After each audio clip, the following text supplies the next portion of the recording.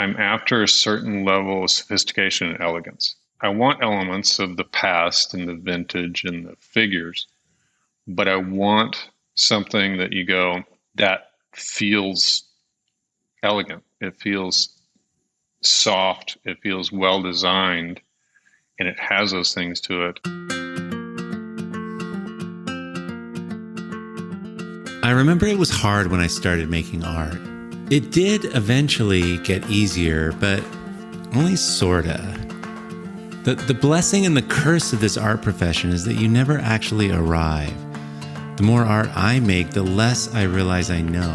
So, improving over time, trying to be more attuned to whatever it is you're after, always kind of remains a struggle. It's like you're having this little battle in your studio.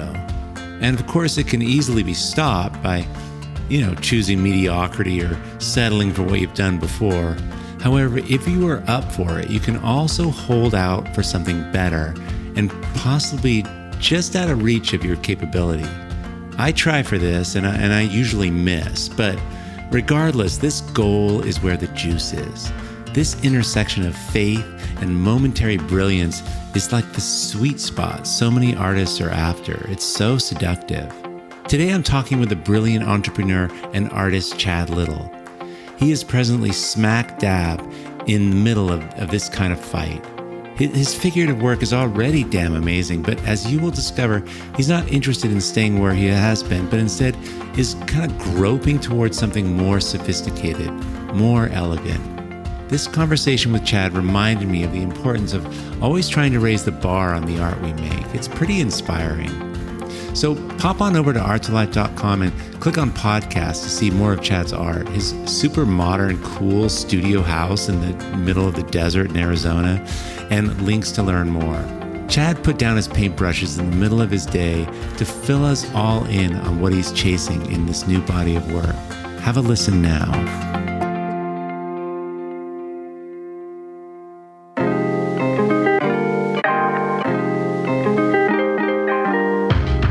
Welcome to Art2Life, a podcast for the creatively curious. My name is Nicholas Wilton, and each week I'll help you rediscover not just the art of your life, but the art in your life. Join me as we explore that perfect blue at twilight, the wild frontiers of art making, and the extraordinary joy of finding your way as you go.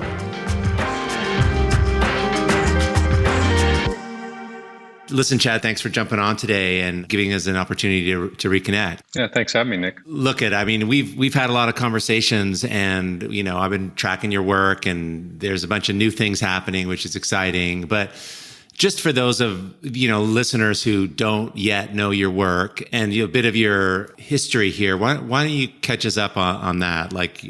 Because you've got a pretty interesting background, how you came into art and when you did, and then we'll dive into a little bit of what your work's been like and where it's going. Sounds good. I'll probably spend more time on present day versus the past. That sounds great. I think that's probably what people are more interested in than anything. But my background, schooling-wise, is actually in graphic design. My druther was to go to Cal Arts.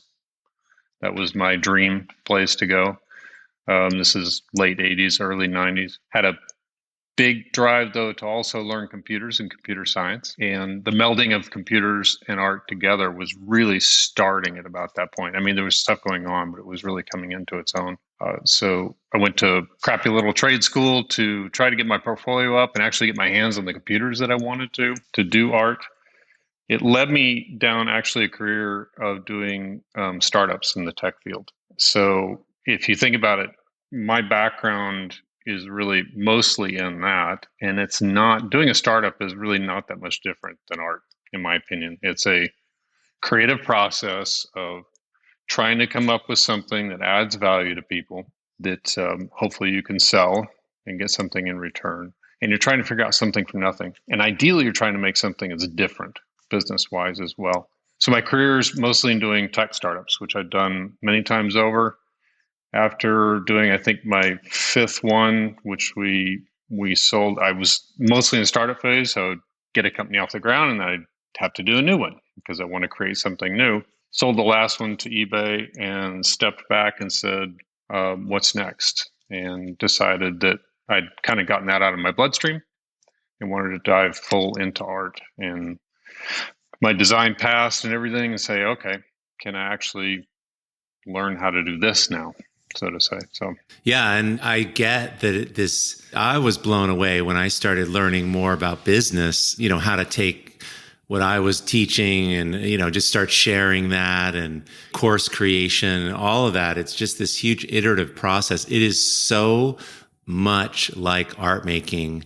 And I think artists are particularly suited for business, and you're the poster child for that. Absolutely. I think so. There are a lot of, like I said, there's a ton of similarities, at least when you have a creative mind to yourself and you want to develop new things or fix problems or invent new ways to make it happen. So a lot of your career has been a lot of what I've done, just probably a little bit more in reverse.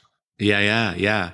But what was cool about watching you come through the programs and how you were just sorting out what it is, like what you make it's particular, it's like really, it's like you've been thinking about it your whole life. I mean, you were able to tap into something that's just so unique. Talk to me a little bit about just the sort of vintagey, nostalgic, the simplification of emotions. I mean, you're a realistic painter, sort of abstract, sort of realistic. How do you describe your work, and how did you, I mean, it's just amazing that suddenly it just appeared and it was so mature. That was sort of shocking to me, how quickly you were able to kind of articulate this. Well, I appreciate that. We don't know what we don't know, right? Though, so you don't see what, like for a lot of us, you don't see what's really going on in the background. So what might appear as being just suddenly appears as, it's kind of like the rock band that's the overnight success, right? That's been at it for 20 years. Yes. I get comments about my art and, hey, this is great. And I say, yeah, but for every one that I'm doing, I've got 5 crash and burns. And, I'm not going to share a lot of those. I probably maybe should to some degree, because I admire some artists who do that. But I've got so much of that crash and burn of applying the time and putting in the hours and not putting that out there inside the world that is kind of underneath that. So it's, I'm glad it appears that way. I didn't know when I got in, when I started. A side note, one of the things that my wife and I did is we set up a foundation when I started doing the art, because I wanted to have certain goals for myself. And if I was going to do this, I want to say, all right, I want to do it, but it's really not about the money. It is about being able to sell something, because I want to be able to produce something that somebody holds in value. But all the revenue that I generate from doing the art side of it goes straight to the foundation and causes that we support. So in doing that and setting a foundation up for myself and making that a driver, I did something else which seems pretty stupid at the time. And I said, all right, I'm brand new to this, but I want to do a show. And I have really no idea what I'm doing. I don't have much of an idea what it's going to produce, but I want to do a show. I don't have gallery representation. I have no idea where to hang this thing. I just know that for myself, if I put that out there, if I got to put that stake in the ground and say, all right, that's what I'm going to march to, then I'll put in the hours and I'll put in the time and I'll figure it out. And maybe it'll be an absolute, complete and utter flop, that's what you dread about. I think those are what nightmares are made of, right? Where you show up to class and you're naked and you're in your dream and you're going, oh, I'm late for the test. It's the same thing when you're trying to put a show together. If I put a show together and nobody shows up, you don't sell the damn thing. It's kind of a, pretty vulnerable spot to be in. So I just drove myself around that. The stuff that I was doing initially was really very different than what I do now. It was whimsical, somewhat illustrative. I'm not an illustrator like you are. And how long ago was that? I you pivoted from business and you went straight into art. What year was that? I think I did that show in 2014, 2015, somewhere right there. So but still, it's pretty recent, really. Yeah, and that stuff was completely different from what I do now. It wasn't representational. It was goofy, fun. It was whimsical is the best way to describe it. It wasn't representational. But that's where I kind of cut my teeth and I said, all right, just get in and start doing it. And then I noticed this for a lot of artists, certainly noticed it for you. Okay, I got to keep pushing myself. What's next? And I didn't know. So to your question around the vintagey thing and where I'm at right now representationally, I had no clue that what I wanted to paint is what I paint now. Wow. That I wanted to paint representational. I do have this innate love of mid-century modern vintage color design, all of that. There's something that's deeply ingrained. Like for a lot of us, there's certain things that we're attracted to. I'm attracted Yeah, to yeah. that. But I didn't know. I'm as introverted as they come. I'm way on this side of introversion. So the fact that I wanted to paint people and portraits, maybe that's my way of being social in some way, I guess. I don't know. I think so. Probably. So it was, can I do it? I think that's really what it was driven by is, can I actually do that and produce something that I would like? Ultimately, hopefully somebody else would like, but that I would like. And that's where okay, let's just get in and start doing it, start learning. Yeah, and that's a tall order. I mean, to make something you like, that could take a little while, It definitely took a little while. Yeah. And you could ask my wife about, she could pretty much tell any given day about whether or not it was a crash and burn day or not. There were many, many, many of those, of tons of experimenting, tons of, like a lot of us, I think we do, trying to reverse engineer what your favorite artists are doing. How do they do that? Trying to study what you think their process might have been. How did they, and that, to me, process is about everything to what I do. And process means a lot of things, but the application, the layers, how are you doing it? Are you doing underpaintings? Are you doing it direct? Are you painting indirect? Are you doing all in prima? Are you doing, trying to understand what the people that you admire are doing, really trying to understand, not just look at their finished product and go, that's amazing. Yeah, I want that. It's like, yeah. Okay, how did they do that? And in trying to figure out how they do that is where, for me, is all the experimentation and the stripping it away and where do you start? Yeah, there's all of that. And then you have to also balance all that with, what am I trying to say? And what exactly is this thread that I still very much struggle with that. There's the how you're saying it, and there's what you're saying. There's your subject matter, and then there's your process and your quote unquote style, or your methods in which you're doing it, how you're doing it, and what you're painting. And as of late, I probably have struggled much more with the what than the how. Yeah. That learning lots of time, learning the hows, then kind of leads, at least for me, has led me to the next path. Okay, how can I evolve my what? What is it that I'm trying to communicate, if anything? Because there doesn't always have to be a narrative. It can be much more about a lot of things like you talk about the feelings you want to get across, what would you like the viewer to experience when they see it? And I think that throughout what I've been doing representationally, my underlying goal has been that the how matters more than the what, that the process and how it's being painted trumps or becomes more important, or is the primary thing that maybe the viewer looks at versus the what. I like the what to matter a little bit less in the piece, if that makes sense. Yeah, it's interesting. I mean, in a way, it feels like the work that you've done, the recent, not the real recent work, but this work that's kind of mid-century, there's a bit of time that separates us from your subject matter. Like feels like a time that's passed. I mean, when I look at the work, a lot of the work, the hairstyle or the clothing, or that's from a photograph back then, there's an interesting thing that happens. I was sort of noticing, like, it's the same way when you look at an old photo album, of your parents or whatever, like that time that we are no longer part of. And there's almost a dismissal or there's just a slight barrier. And I'm wondering, because I see the newer work, which is more kind of contemporary in a way, or it could be of any time.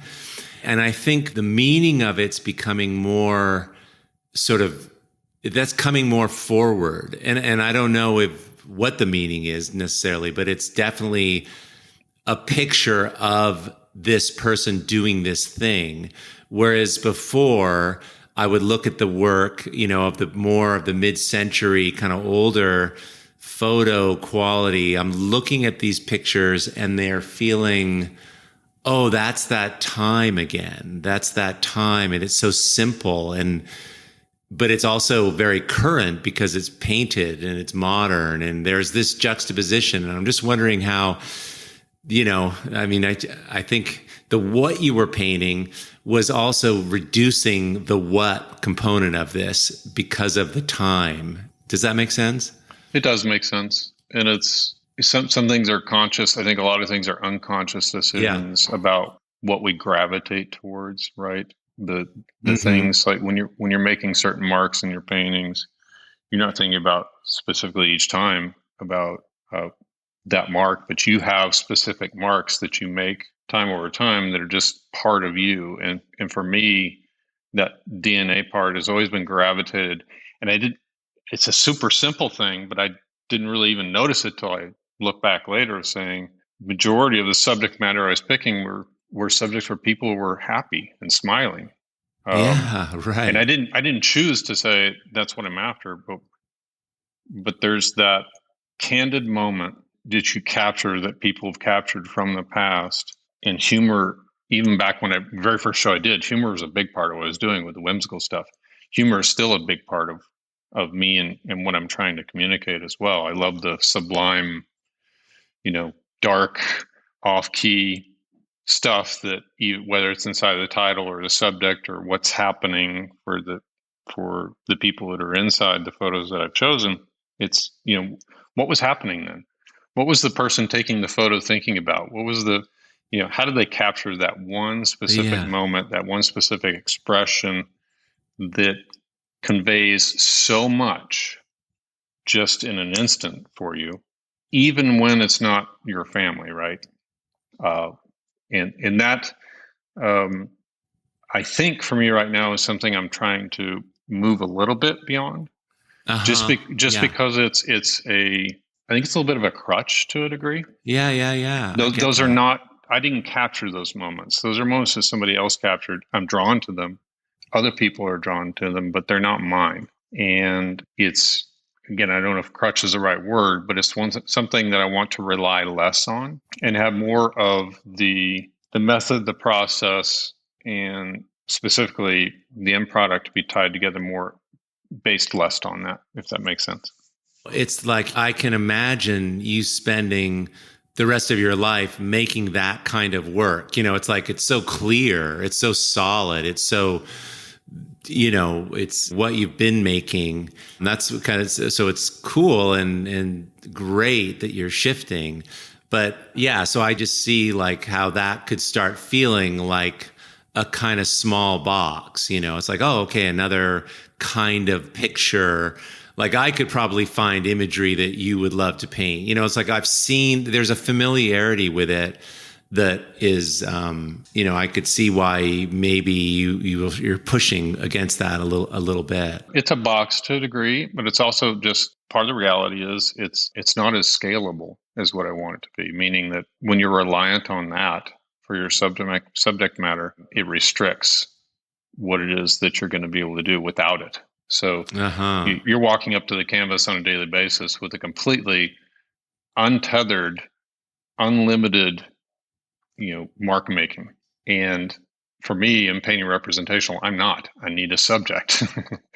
And it is, fact of the matter is why people paint still lifes a lot, right? Because a still life, getting the information in front of you is so much easier than figurative. You have all these different challenges of figurative art of getting reference material, which I need reference material. I'm not a person who can draw off complete from imagination. Most people who paint more realistic representational need some sort of something to reference, to look at. That's a challenge. That's a really big challenge.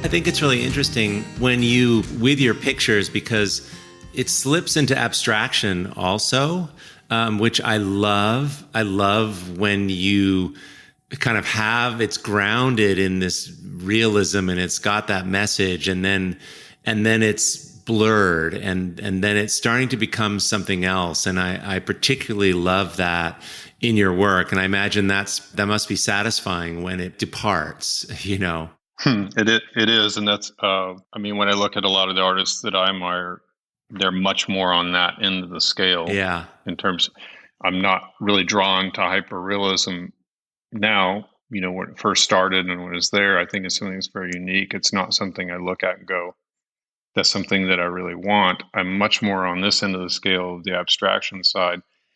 I also battle, though, that my schooling and my DNA is also much more design driven. Uh-huh. I love your work and I love the freedom of abstract art, because that's the core. Is, to me, a great abstract painting is really, really well designed. And design in figurative art is also a real challenge, right? Because if you are in charge of your reference material, you have more agency over the design of what's going to happen. Again, my goals right now, though, are to still be in the figurative, but have design to play much more of a part of it.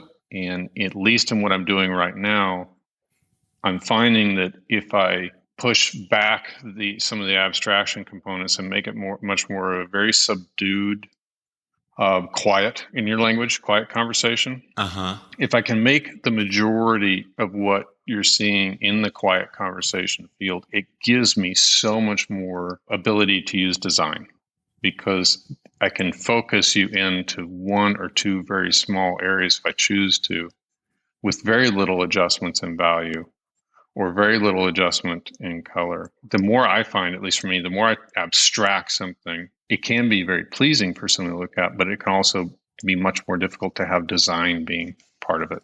And again, I'm not sure if that makes sense, but yeah. Like your pieces, if you've got the majority of the quiet conversation going on, and if it's only a 10% value shift between what stands out to you the most, the things that leap off the page to you first. Yes. I love that from a design perspective. I love lots of negative space. I love lots of quiet. I love design because I think it's because it's more challenging. To use value aggressively is a great way to have a good design, right? I mean, you can have something way over here on this end of the spectrum, way over here, and you can have these really distinct conversations going on. Yes. I also would say that that's easier. I think it's much harder when the conversation is so much quiet in here and you're doing it by only going this much further out. Yeah, it's far more nuanced. Yes. It's far more nuanced. Nuance is a great word. And I love the challenge of that nuance, especially when applied to more figurative art. And the thing is, because it's a figure, because it's a face, because it looks like us, just that alone is so powerful. Hit your head, hit the hammer on your head, kind of. It's so strong. So you get to, I think when you can push it so it's way, just turn that down, it's still going to be strong because it has a resemblance of something we know. And so that's kind of fun to play with those. I was wondering, I was thinking about this the other day in regards to your work. And when I look back in my life and I see pictures of like that summer when we first moved into the house and the kids were 7 and 8, or, kind of how there's that feeling when I look at your work that feels like from a photo album or from 50 years ago or 80, that now looking back, it feels like the best of times. Do you know what I mean? Like when I was moving into the house when the kids were little and, we had that like little whatever, play pool on the deck. I mean, we were terrified. We were broke, but it was this beautiful moment. And it's like, wow, man, if I could go back, that was like the best of times. But it's like the best of times is right now too, but you capture that in the work. And do you think of that? Or I don't even understand why this is like right now, it's the same quality of living, but later it's going to feel even better. Absolutely. I mean, I mentioned it before. I'm drawn not only to that era. I would have loved to have grown up in the 50s. I mean, Yeah. but I can also say that in the same way that you're describing it. I can look at it through this pair of nostalgic glasses about all the cool things about it, right? But I'm also a white male, and I can't imagine how difficult it would have been for somebody of color then, for a female then, for all the things that were going on at those times. Yeah. Yeah. So we have this innate ability, like you're talking about, when you see those photos, to, I believe, repress some of that, and what comes to the top usually is a smile on your face about, Yeah. yeah, it was me and my sibling, and we were having a great time, and I used to love pulling pranks on him, kind of thing.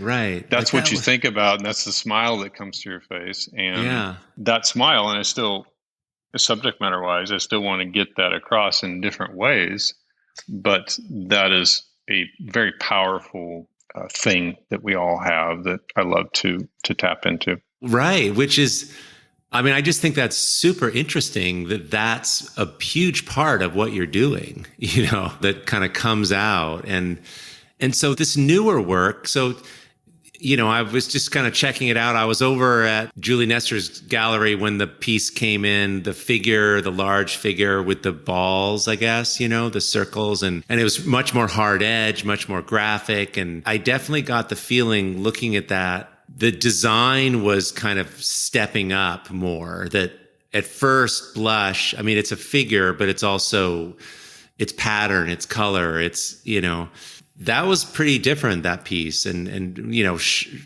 is that isn't, I mean, that's still kind of an old vintagey quality, but you're doing this now. I mean, it's taking on a more modern graphic quality, more clean edged in a way. Yeah, more clean edged, less reliance on the abstraction part of things, and even more so now, because even that piece that you're referring to has got a lot of saturation to it. It's much more of a design piece, but there's a lot of saturated colors there. Uh-huh. I'm really right now working, and I have been really for the past year. It doesn't show because every day I'm inside the studio. I've produced, over the past year, I've probably produced 100 to 200 pieces, whether they're studies or individual pieces that I just don't share because I'm working through things. I'm trying to figure that stuff out. So what pops out the other end appears very different. You just don't see all the steps in between. Yeah, I had no idea that you were creating so much work. Yeah, if we're not traveling, I'm here putting in the time and trying to challenge myself, I think, to figure those things out and satisfy some of the stuff that's working for me and some of the stuff that isn't working for me. And so what's happening when you crisp up the lens? I mean, the focus and the sharp edges. I mean, what's the struggle that's happening because of that? Or is there a struggle happening because of that? I mean, it's harder sort of to get a mood, and there's less imagination in a way that the viewer needs. It's like, this is it. This is, you're giving us more information now. I'm just curious, is that how and why you're pursuing that? It's a pretty tough question to answer, really, because part of it I think I know, and part of it I don't really know. In the current work, and really what I'm focused on right now, and what I'm working towards right now is a body of work that'll be X number of pieces, somewhere between 10 to 15, that'll all be tied together, where my subject matter is the figures that I'm using there, and my palette is going to be much more what I've been more recently posting, which is much more subdued, much less saturated. So you're still going to have more of the hard edge, and I'm still not going to be pushing into that same type of abstraction that I've been doing.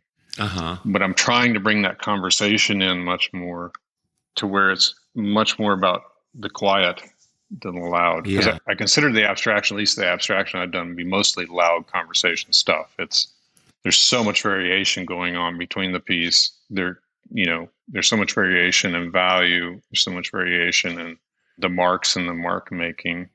What's driving me right now is to reduce all that down and just distill it down further and further and further.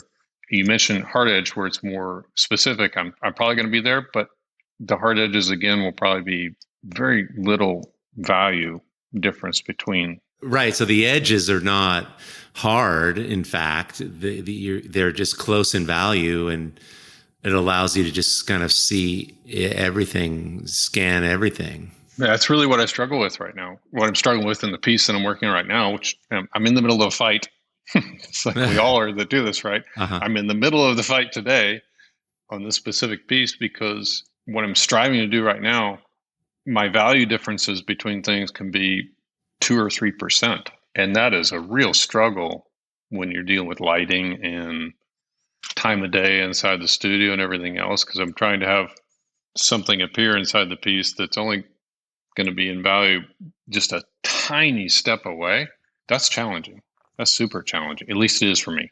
Oh, no, absolutely. I struggle a lot with color. I haven't struggled as much with value. I struggle with color, and especially with what I'm trying to do right now, because I'm also trying to do variations in color that are only very small steps in saturation between each other, and how our eyes mess with us, because color's relative, right? It's all about what it's sitting next to. And I can paint out an entire face in a figure and go, that's just off. You think it's on, Yeah. but as soon as I lay in one other color next to it, I go, uh-oh. There's a whole other day of work that I've got to do now, because it just appears that much different to me. So that's the challenge that I'm facing right now. Yeah. Are these oil paintings that you're working on? I mean, the size it's 36 by 36 to 6 by 6, 6 feet by 6. I mean, what is the sizes in that you work? I haven't even thought about bringing that up, but I've had, like I also think a lot of artists like yourself, as you start to learn, you start to do more, a lot of us go, I want to paint bigger.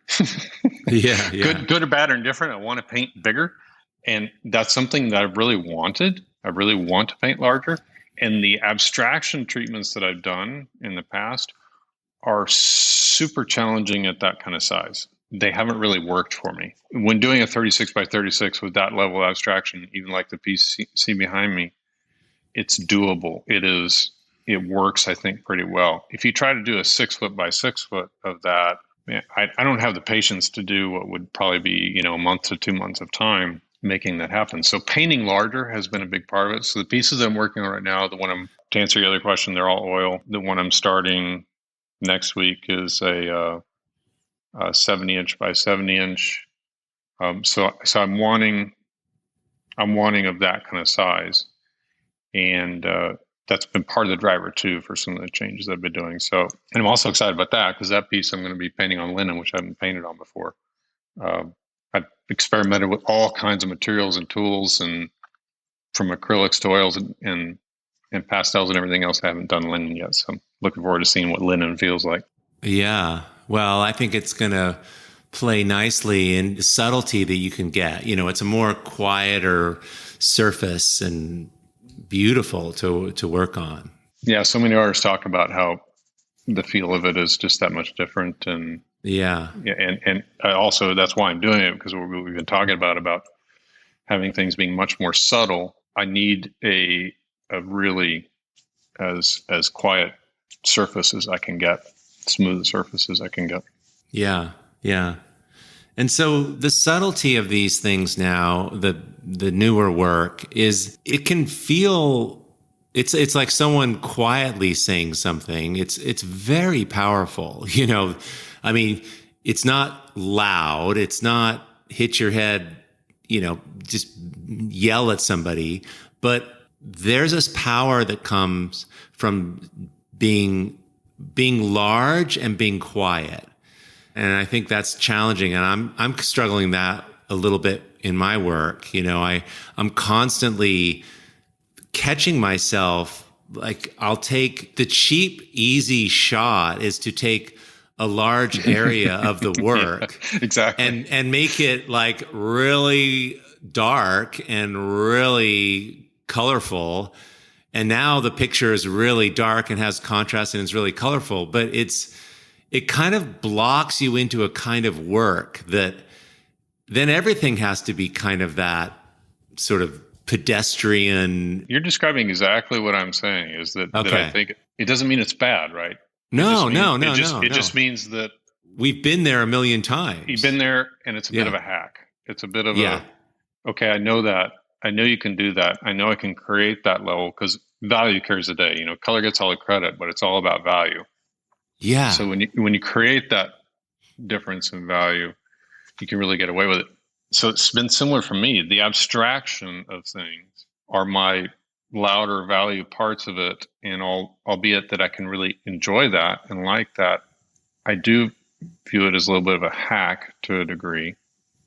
And I'm after a lot of what you're just describing and I search for words to try to describe it. My wife actually had one because she's been looking at my current work, and usually she's not very vocal with giving me input. I wish she would give me more because she has great input. I'm after a certain level of sophistication and elegance. I want elements of the past and the vintage and the figures, but I want something that you go, that feels elegant. It feels soft. It feels well designed. And it has those things to it, and it didn't rely on those elements for you to be able to get there. So that's what I'm drawn to. So yeah, I'm always realizing that often the pattern that I'm seeing I'm doing is when I'm beginning, there's a level of crudity with what I make, and the obvious things all have to be done. I wish it wasn't this way, but this is for me. And then I have to stand there and scratch my head and keep covering things up. And I posted this 2 nights ago. I posted a thing on Instagram. It was probably the ugliest thing that I've ever posted, but it's like, I disagree. I saw the piece you're talking about. I know for you felt that way, but I mean, it wasn't like it's like beautiful in an ugly way that I'm not, and I forced myself to post it because it's like I think I wanted to just be like, well, this is what it has to be like. This is where it's got to come from. This is where I'm going. But it's just interesting. And then I come out of that again. And then I go back into that, and then I go back out of it again. And it's just interesting that what you're talking about, this is exactly what I'm doing right now with my work. So I get it, I sometimes feel like I'm being too hard on myself. Like, God, why do you have to, like, I know how to finish this thing, It's like, no, I'm not. I'm going to go back now. And I just kill myself. Oh my God, I'm covering all this up. But I'm looking at the same thing. I'm looking at this piece across from me going, that background is, 3% off of where it needs to be. And I thought I had that. And now I've got to go in and do that again. Our attitudes in which we come to things, I think at least for me, I've got to start being more forgiving of myself in saying that just expect that that's going to be the case, that you're going to have to put in that additional time, that we would like it to be less and to be easier to a degree at times, but it's not if you want what you want. It takes to get there. It means that, all right, I'm going to have to go back in and cover that up and redo that part and repaint that shade, and somehow make peace with it and know that this is how you kind of improve. Because in all other aspects of one's life, it's like, oh, I didn't do too good in the running race, or man, those cookies I made kind of suck. Everyone's like, oh, it was fine, big deal, whatever, da da da. But in your art making thing, it's like, no, this isn't about like, this is as honest and as sensitive. I mean, this is how I think about it anyway. I'm trying to be as honest and sensitive as Nick can possibly be. And I don't know how to do that. And I'm pushing into this new terrain. And it's like, and I'd rather show something that's kind of like not done or not really, it's on the way to that, because it's like, damn it, I am, look, I'm going to post this thing. I'm going to sit with this crappy thing because I'm not willing to, I'm not going to give up here. I'm going to hold out for this thing because I think I can be more sensitive. I just haven't seen it yet. I got to do it until I figure it out, right? Yeah. That's the curse and the blessing of what we do. We're in here and we're in this doing this fight because of that. Yeah. But yet when we're in the middle of the fight, we're going, why am I putting myself in this fight? Yeah, right. But that's why we're there. That's the juice. So when people ask, okay, what is art is about? I think that question is a little bit of a false question, the right way to say it. What's art about? I don't think is about the art or the end product. Art is about this innate desire that we have as beings, especially creative people, to be in that battle on a regular basis, because that's where the juice comes from. That's where, because we're after that, dopamine hit when we go, oh, that's it. That's what I got to do. Yes. And you figure it out and you go, oh yeah, that works. That works. Yes. What amazes me is that even as you're describing it, how you've been there many, many times before, many times before, and you figured it out. But yet when we're in the middle of it, I'm going, I don't know if I can figure this out. I know. Isn't that amazing? It's incredible to me because I can come into it. It's that creative process. I come into it with all the fervor and excitement going, yeah, this is the one I want. This is how I'm going to do it. I'm going to do it. And it's going to come out great. And then you go, oh, shit. Yeah. And I'm right back in there. And we're in that washing machine part of it. That's why we're there doing it. But man, why does it always have to feel that way each time versus going, no, I've been there. Calm down. Quiet the brain. Yeah. Step away. Figure it out. You're going to figure it out.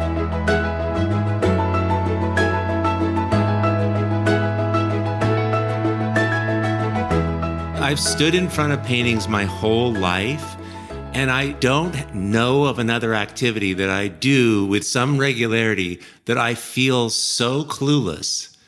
I mean, it's just, I can make incredible pancakes at my age now, like I am just blown away with, this is a lifer, this art making thing. And I think you're right. I think you're unearthing your humanity and you're just scratching around and you're getting little glimpses of sort of, your fire, your aliveness, that you're connected. I don't even know how to really articulate it, but I call them the butterflies in the stomach. It's this, I'm always searching for, in a given day when I'm doing work, I'm searching for if I can catch a glimpse that gives you that feeling deep down where you go, ooh, that hits, that registers, that feels right. That so whether that's in combination with dopamine and other things that we do, whatever it is, the feelings that you drive, I'm after that. And it's the frustration comes from when that's what I'm looking for. That's what I want. It's just not coming. Yeah. And it's not happening. I'm not getting it. That's what I search for. I think that's what most of us are searching for in the process, is those quick glimpses in the middle of it. And what's so cool is that it's the other thing is that it's so personal. Like nobody can describe for you, or nobody knows what it is that you're unearthing except you. You can't really have that conversation with people who aren't in this fight and have a chance of them understanding. So when people ask, how are things going? It's good days and bad days. It's there's no way I can't communicate to you what it is. Mm-hmm. Doing startups like I did, while incredibly difficult at times, especially in early days, same thing we're talking about, as you're figuring things out, what's working, what's not working. Yeah. This has been far much more difficult for me, much more, because purposely you're putting yourself in that day after day, and you're in that fight, you're in the struggle, you're in the figuring it out on a regular basis in a solo game, locked inside your studios. And we all love good, critical, solid input to what we're doing, but that's not readily accessible to you, right? You can't turn around in the day and go, hey, you guys, hey, tell me what's working there, what isn't working there, and how can you help me out, like you do when you're in a collaborative effort with a lot of other very smart people. No, we're doing this on our own, and we're putting ourselves out there on top of it. Like you're saying, this is me, and I'm willing to put that out there and have you critique me and what I've produced, and tell me something. Does it work? Does it not work? It's so potent, though, when you make something, and it really is. Whenever we make something that we care about, then it starts to get interesting, because we have ourselves, and then we have the thing we're standing next to, and there's this thing that we made. It's not us, but it is us. And then you got 6 of them, and then one's more like you than another. And then there's the old you and the new you. And I mean, it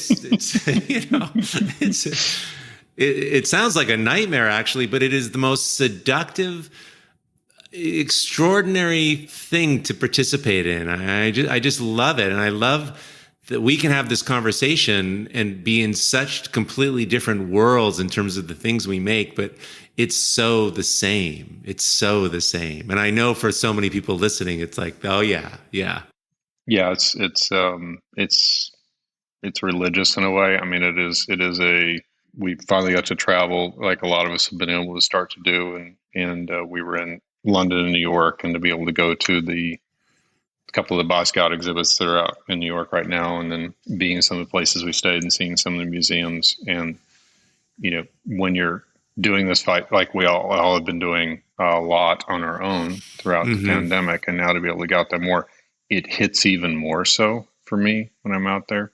I enjoyed so much more going to see work and other pieces and sitting amongst them for hours and things, and think about all these individual fights, again, for lack of a better word, of people struggling to make some pretty amazing art out there. I'm just curious, in kind of closing here, you certainly have momentum. Your last show was amazing. I mean, you're showing your work, you've got representation. There's, I know there's more confidence, there's more, but do you feel that momentum now, right? And what is that affording you? Like, do you feel that? I mean, you're in a different place now, right, than you were like 2 or 3 years ago, certainly. What I'm feeling right now is the time that I've been investing over the past year, and all the work that I've been doing that I haven't been sharing, and where I'm at as far as the decisions I'm making on what I want. A lot of, like what you're talking about, you're trying to push yourself into new areas as well, and you want to find next levels. I'm really excited right now. Being outside of it, I'm really excited about the direction that I'm setting myself on, what I want to do, what I'm producing. And actually, the most recent pieces I'm in the show I'm going to be working on is in collaboration with the photographer out there. And her muse is her mother. I'm looking that majority of all the pieces I'm going to be producing are paintings of her mother.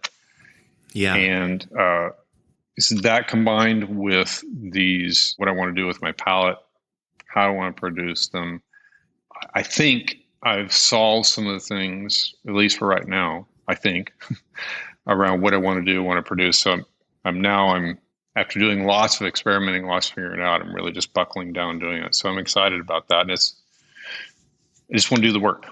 Just want to get the work done, right? Yeah. Wow. Well, listen, Chad, it's always so great to catch up with you. And for those of you guys listening, make sure you head on over to art2life.com and click on podcast so you can see some of this work we've been talking about. Chad, I'm going to hit you up for just, maybe 1 or 2 of the pieces that you like, that's more like the work that's going to be in this next show. But You're always an inspiration, man. It's so exciting watching you, just the discipline and just what you're making. And I never knew you made so much. You've been making so much work you're not sharing. All I see is what you share. Thank you, Nick. Thank you for what you do, what you've been doing. And I believe I can speak for a lot of the community that listen to you and follow you and who have learned from you, that one of the more important attributes that you've got is a level of vulnerability, which I think is key.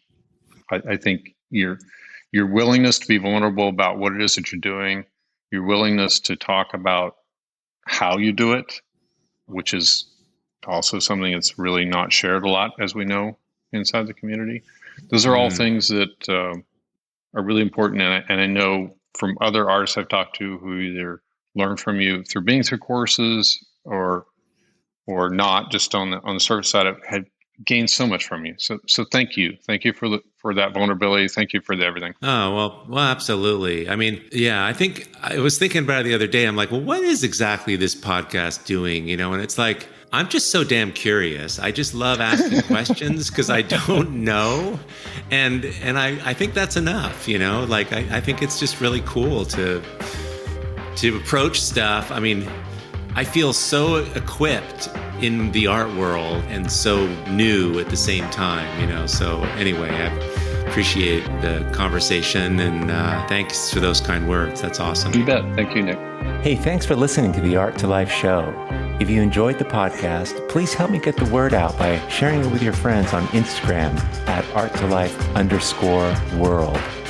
The recording of this and all episodes, along with a place to leave comments, see additional photos, and discover a whole new approach to making art, can be found by going to art2lifepodcast.com. And secondly, if you could leave a rating and review in whatever app you're listening on today, I would super appreciate it. It makes a big difference. And last but not least, before you go, if you'd like to be on my artist list, every Sunday morning I send out a video blog all about art making. Go to art2lifepodcast.com to sign up. And all these links are in the show notes, of course. Thanks so much for being here, and we'll see you next week.